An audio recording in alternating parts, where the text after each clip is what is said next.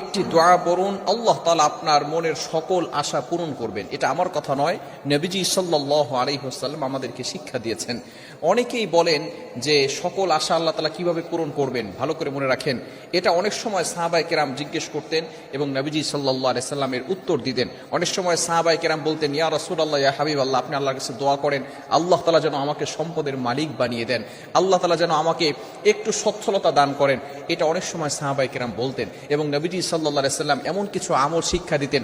অনেক সময় অনেক সাহাবী বলতেন, ইয়া রাসূলুল্লাহ, আমি পেরেশানিতে আছি, আমার মাথার উপরে ঋণের বোঝা, ইয়া রাসূলুল্লাহ আপনি একটু দোয়া করে দেন, অথবা আপনি এমন কিছু আমল আমাদেরকে শিক্ষা দিয়ে দেন যার কারণে আমি আল্লাহ তাআলা এমন কিছু আমাকে বরকত দান করেন যার কারণে আমি পেরেশানিত হতে মুক্ত থাকতে পারি এবং ঋণের বোঝা থেকে দূরে থাকতে পারি।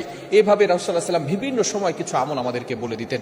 সুতরাং এশারের নামাজের পরে 7 বার এই দোয়াটি পাঠ করলে আল্লাহ তাআলা আপনার মনের আশা পূরণ করবেন। শুধু তাই নয়, এই দোয়াটি 7 বার পড়ার পরে আপনি আল্লাহ তাআলা